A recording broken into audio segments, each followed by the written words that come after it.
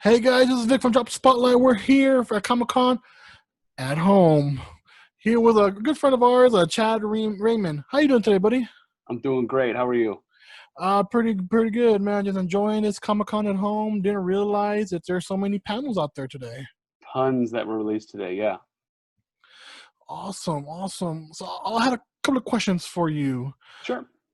First, how did you get into composing music?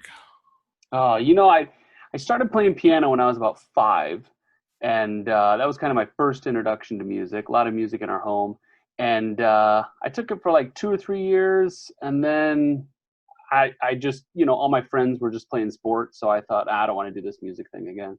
And then I got into high school, and girls like guys who can play piano, and so I joke that I got back into it for the wrong reasons, but yeah, and then I decided to study music in college, and I originally went to school to be a band director. Mhm. And I remember my first or second year of college, they take you into the classroom just to kind of show you what it's like. And I remember thinking, it takes a special person to do this, and that's not me. So I kind of explored other things. I always liked writing music, and when I first kind of figured out, this film scoring thing that I've heard a lot about, like people can actually do this as a job. So yeah, that was kind of my journey in a nutshell. Awesome. That's really cool, man. That's really cool.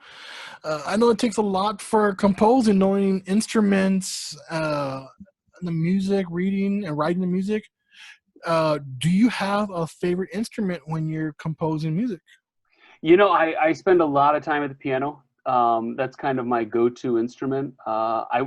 I joke that I could play guitar like well enough around a campfire. That's about it. Like I know the 3 or 4 chords, but it's really piano. I think the pianos are kind of hooked up. So much is done at computers now, and keyboard's kind of your interface into that. So for me, it's a lot of at the computer, and singing ideas into my phone and all that kind of stuff. But the piano's where it's at for me. Awesome. That's really cool, man. Really cool. I tried to learn an instrument. A guitar and bass were pretty good for me, but I always wanted to learn piano. I was just so It's never interested. it's never too late, man. You could do it. I'll look into it. I will look into it. So I saw that you recently did a camp called Brook. How Yeah. was it to compose for that movie?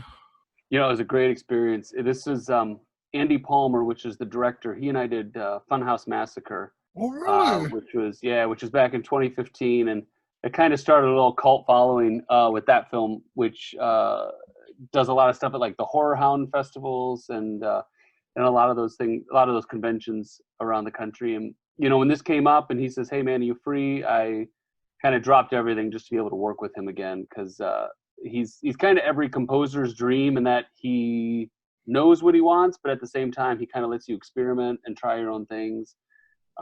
So he's great to work with, and the cast, Danielle Harris, which everybody knows, and Chad Michael Murray, to be back up on the big screen again. It was kind of a no-brainer for me. Awesome. Do you prefer doing horror movies as composing music? Yeah, I think so. It just allows a lot more experimentation. Mhm. I believe it or not, I kind of do horror movies and Christmas movies. That's kind of been like my bread and butter. You couldn't get more opposite sides of the genre spectrum. But with Christmas movies and dramas and stuff like that, you're kind of pigeonholed a little into what you can do, because there's expectations as to what the movie should sound like. But when you get into horror, the director and the actors, they're really creating this whole new world that nobody's experienced before, with each film, that has kind of its own set of rules. And to be able to step into that and say, okay, let's look at this world, and what would this world actually sound like? And because the world really doesn't exist, Funhouse Massacre never existed. Camp Colebrook, this camp, like, it doesn't exist. So what would it sound like? And with Camp Colebrook, one of the cool things we did is we actually took a lot of instruments. We made a lot of instruments from things that you would find in a kids camp. So we took like swing sets and door creaks and walkie talkies and all these kind of things that kids might play with, and we kind of created those into instruments.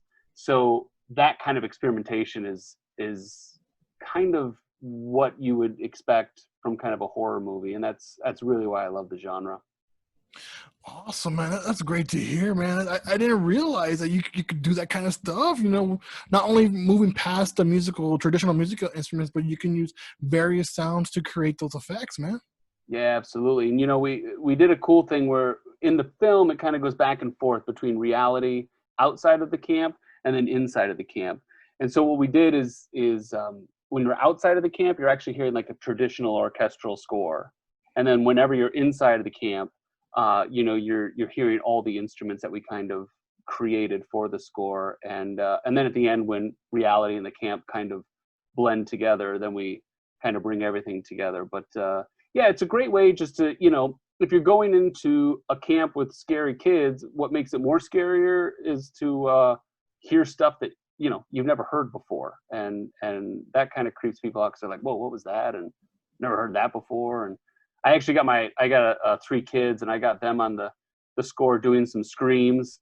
And then we Oh, kind of tweaked those screams and made them kind of sound like we put them in with the other sounds, like for some of the rises and the scares. And so it's a lot of experimentation like that really draws me to the genre. that's really cool, man. Really, really cool and creative as well. You know, get the kids involved. That's right. They're around. Might as well use them. Yeah. um, so I seen you tinker with movies and TV shows. What do you prefer to do composing for? TV shows or movies? Movies allows you more time. TV budgets or TV schedules are just extremely quick. There's just a really quick turnaround. With movies, there's just a little more breathing room, Hmm. and I feel with movies, every month or two is just different because I could be doing a holiday film and then 6 weeks later be doing a thriller, then 6 weeks later be back in a Christmas film or doing a horror movie. So by movies is kind of my thing right now. That's kind of what I've been doing for the last few years, focusing on, and kind of just keeps me on my toes, I guess, because you never know what's coming up in a couple months. That's cool. That is so cool, man. I dig that. I dig that. Um, what advice would you have for future composers that want to create music for movies and TV shows? Yeah, I'd say a couple of things. Write as much as you can and listen as much as you can. I think, one of the best things that I got from my education is, I had a great music education in high school, and I went to college for music, and everybody always encouraged me just to listen to as much as you can, because that just exposes you, whether it's, Latin music, orchestra music, jazz music, ballet, just everything. Because what that gives you is it gives you a lot of tools in your toolbox. And no matter what film you're on, you never know when you're going to have to pull, all of a sudden they're like, hey, we got this scene and we're kind of thinking of ballet music, or you're kind of thinking of like a percussion ensemble or whatever. To be able to kind of have that tool or that frame of reference, like, okay, I've heard that, I've done that, it kind of gives you a really good starting point. And I would say, honestly, take a small business course. Like, if I had to do it all over again, I would take just like a business 101 course, because when you get into the industry, you know, you're really kind of starting your own small business. You're like a plumber, you're like an electrician, you have a skill set, you have something that you can do better than other people, or, something that you study a lot and you can do it well. And how do you find clients? It's the same as, realtors and, all these people who are trying to figure out, like, how do I find people to buy my product? And so I think it's a matter of, thinking of yourself like a business. You have to network, you have to market yourself, you have to get out there. Too many times I think a lot of people that I've heard just kind of think, oh, I write great music, so somebody will find me or somebody will hire me. And it just doesn't work like that anymore. There's a lot of noise. There's, tens, hundreds of thousands of composers out there that write music and they want to get their music in films. And you somehow have to break through that noise, and networking is a huge part of that. But also just trying to figure out what makes you special and really push that, because everybody's kind of got their own unique quality, and it's a matter of finding that strength and building upon that strength. That's very true. That's amazing advice right there, man. No one even thinks about doing a business 101 course Oh, because I you're wish I actually a had it. business. Yeah, I wish I had it. I mean, just trying to figure out what does it cost to live well in LA. I mean, LA or New York is kind of where you got to be to begin with, and it's like, what do my expenses look like? What are taxes like? I mean, like little like things when you graduate from college. It's there's no frame of reference. This is all kind of new to you, and I wish that I would have had just kind of the basic business stuff, because otherwise you're kind of learning it as you go. And if you kind of learn the basics, and then you can kind of focus on the creative stuff instead of kind of learning both things at the same time. But it's a lot of trial and error. It's a lot of kind of baptism by fire type stuff. But yeah, I would recommend, if anybody can just go to like your local community college and take like a simple business 101 course, and that'll do you a ton of favors later on. Awesome, guys. Awesome. And lastly, where can fans keep up with your work? Any links to your social media? Yeah, so chadraymond.com is the best place to go, and that has kind of all the links to social media. And I think Instagram, they were doing a huge thing on when the script to screen Comic-Con thing came out. So I know a lot of the socials are on there.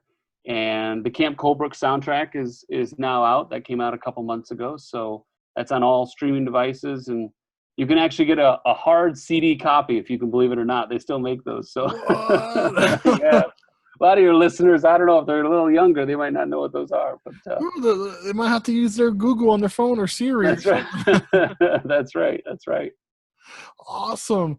Well, thank you again, Chad, for taking your time to talk with us about music and composing, and that's a great advice you just gave out right there as well earlier about the business 101 class. Oh man, anytime. This is great. Appreciate it.